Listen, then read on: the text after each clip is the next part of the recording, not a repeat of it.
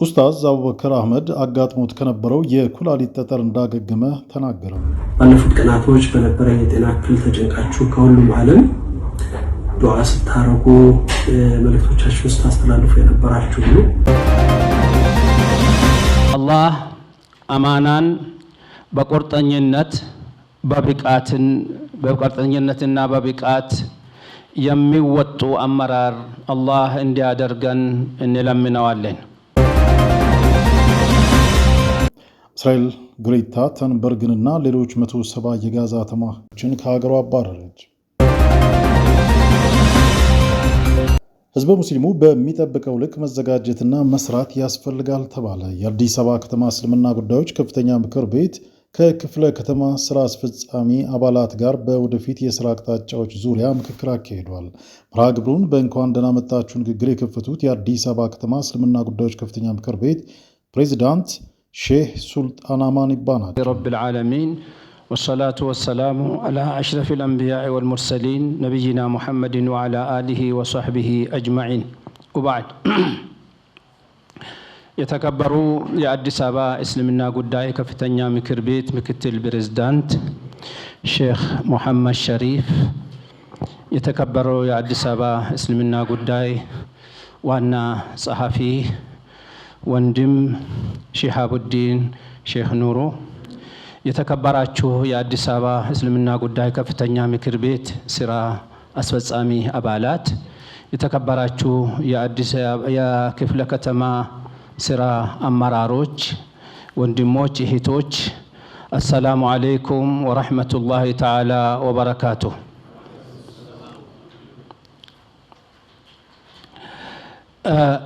እንደሚታወቀው የአዲስ አበባ ህዝበ ሙስሊም ይመራኛል፣ ወደ ተሻለ ተቋማዊ ልህቀት ይወስደኛል፣ ወደ ላቀ ሁለንተናዊ ከፍተኛ ያደርሰኛል ያላቸው አመራር መርጦ ስልጣን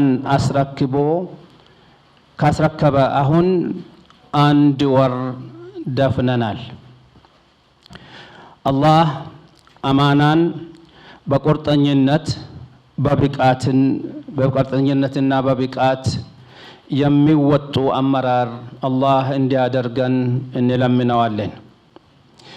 የህዝበ ሙስሊሙ ፍላጎትን ለማርካት የመሪነት ሚና በሚገባ ለመወጣት ቁርጠኝነትና ብቁ መሆን ይጠይቃል። ስለሆነም ተነሳሽነት ማጎልበት፣ ቁርጠኛ ብቁ መሆን አማራጭ የሌለው ጉዳይ ነው። እንደሚታወቀው ያለፉት የአዲስ አበባ እስልምና ጉዳይ ከፍተኛ ምክር ቤት ያለፉት 3 ዓመታት የሽግግር ጊዜ በመሆኑ ስህተቶችን በመቻቻል በትዕግስት መርህ ስናሳልፍ የነበርን ጊዜ ነው። ፕሬዚዳንቱ በንግግራቸው ለቀጣይ ስራ የተሻለ ውጤት እንድናመጣ በትብብር ለመስራት እንዲህ አይነት መድረክ አስፈላጊ ነው ብለዋል። አሁን ግን በእቅድ እንመራለን፣ ራሳችንን እናበቃለን፣ ሌሎችንም እናሰነጥላለን፣ ስራዎችንም እንከታተላለን፣ እንገመግማለን። የተቋማችን የህዝባችን አደራ ጠባቂ እንደመሆናችን ከግልኝነት ይልቅ ህብረትና አንድነት እናስቀድማለን። በ2017 ምርጫ ወደ ኃላፊነት የመጡ አመራሮች የተሻለ አስተዋጽኦ እንዲያበረክቱ የእርስ በርስ መግባባትና መናበብ ማድረጉ አስፈላጊ እንደሆነ ተገልጿል። ዛሬ የሚሰጠን የሥራ አቅጣጫ በደንብ ተከታትለን እንድንተገብር አሳስባለሁኝ። አላህ የሥራና የለውጥ ሰው ያደርገን። አዲስ አበባ መጅሊስ የሌሎች መጅሊሶች ምሳሌ እንዲሆን አላህን እለምናለሁ። ወሰላሙ አለይኩም ወራህመቱላሂ ተዓላ ወበረካቱ። በፕሮግራሙ ላይ የምክር ቤቱ ስራ አስፈጻሚ አባላት በመድረኩ ላይ ተገኝተው ራሳቸውና የሚመሩትን ዘርፍ አስተዋውቀዋል። አዲስ አበባ ከተማ እስልምና ጉዳዮች ከፍተኛ ምክር ቤት በቀጣይ መስራት ስለሚገባቸው ተግባራትን የተመለከተ የሥራ አቅጣጫ በዋና ጸሐፊው ኡስታዝ ሻሃቡዲን ሼህ ኑራ በኩል ገለጻ ተደርጓል። አዲስ አበባ ከተማ እስልምና ጉዳዮች ከፍተኛ ምክር ቤት ዋና ጸሐፊ ቀጣይ የሥራ አቅጣጫን በተመለከተ ገለጻ ባደረጉበት ወቅት ህዝቡ ከኛ ከፍተኛ ውጤት እየጠበቀ እንደሆነ አውቀን በዛ ልክ መንቀሳቀስ ይጠበቅብናል ሲሉ ገልጸዋል። ዋና ጸሐፊው የተቋም ግንባታ አስፈላጊነት እንዲሁም ውጤታማ ስራ ለመስራት የሚያስፈልጉ ተቋማዊ አሰራሮችን ከቁርአን እንዲሁም ከሳይንሳዊ ተሞክሮ አንጻር ገለጻ አድርገዋል። በተቋሙ ግንባታ ሂደት ውስጥ ውጤታማ ተግባር ለመከወን ከህዝብ ጋር በቅርበት መስራት ዋነኛ ተግባር መሆኑ አለበት ሲሉም ገልጸዋል።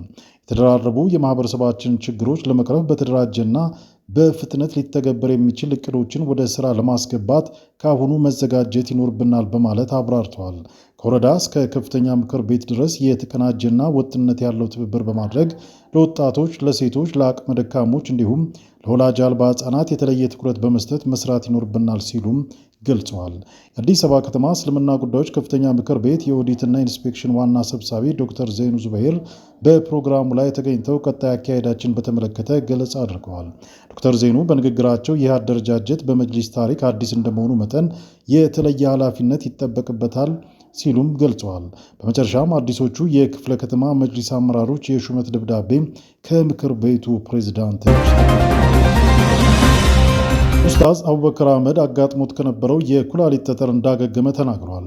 በራሱ የሶሻል ሚዲያ ባስተላለፈው መልእክት በዛሬው ዕለት ከሆስፒታል በመውጣት በተሻለ ጤንነት ላይ እንደሚገኝ በመግለጽ ዱዓ በማድረግ ስለ ጤናው ሁኔታ በመጨነቅ ከጎኑ ለቆሙ በሙሉ በአላህ ስም አመስግነዋል። በተጨማሪም የኢትዮ ጠቢብ ሆስፒታል ባለቤት እንዲሁም ዶክተሮችና ነርሶች ላደረጉለት የሕክምና አገልግሎት ምስጋናውን አቅርበዋል። ብስሚላህ አልሐምዱሊላህ ረብል ዓለሚን ወሰላቱ ወሰላሙ ዐላ ረሱሊላህ ሰለላሁ ዐለይሂ ወሰለም።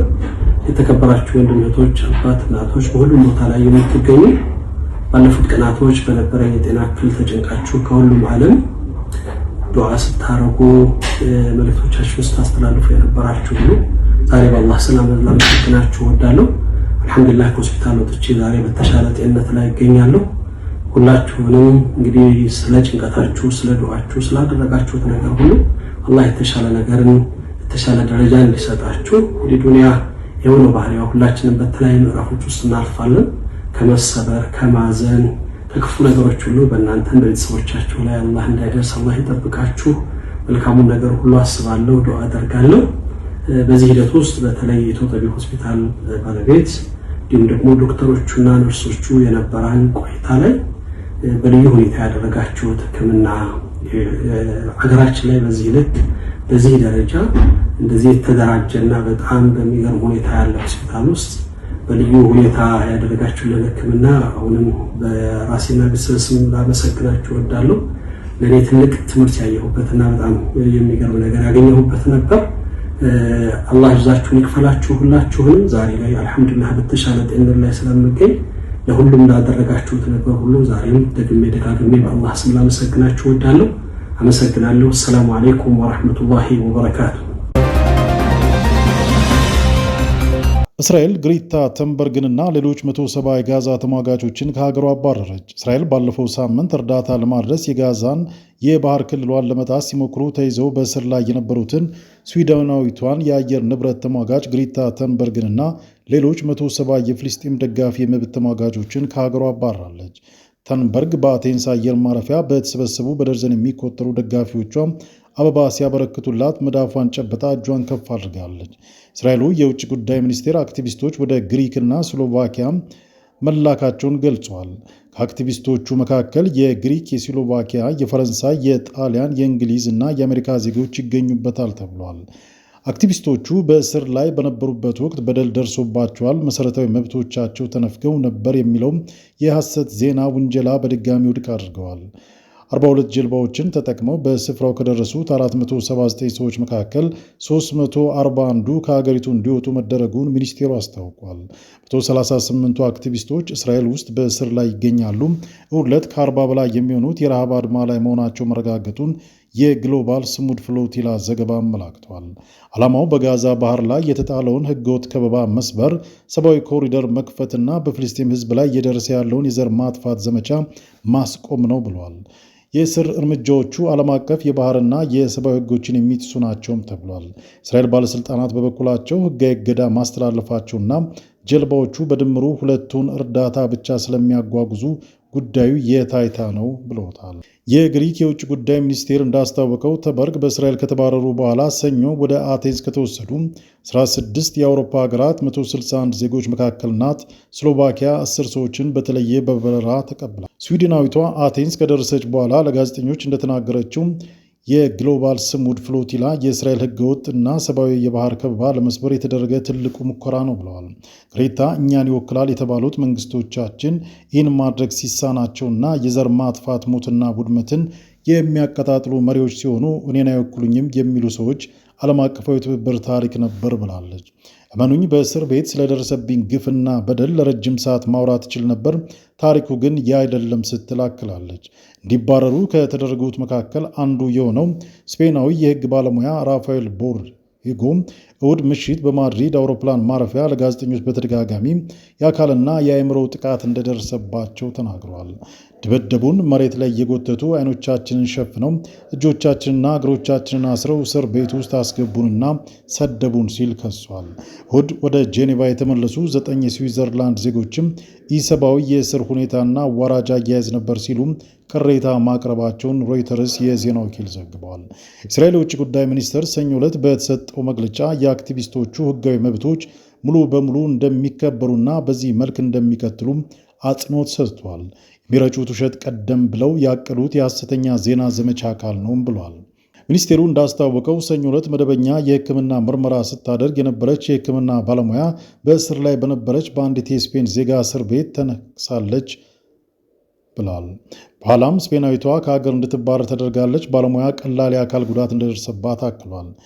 የግሎባል ስሙድ ፍሎቲላ ጀልባዎች ባለፈው ወር መጨረሻ ላይ ከባርሴሎና የተነሱት በተባበሩት መንግስታት ድርጅት የሚደገፈው የተቀናጀ የምግብ ዋስትና ደረጃ መደባ ባለሙያዎች በጋዛ ከተማ ረሃብ መኖሩን ካረጋገጡ በኋላ ነው።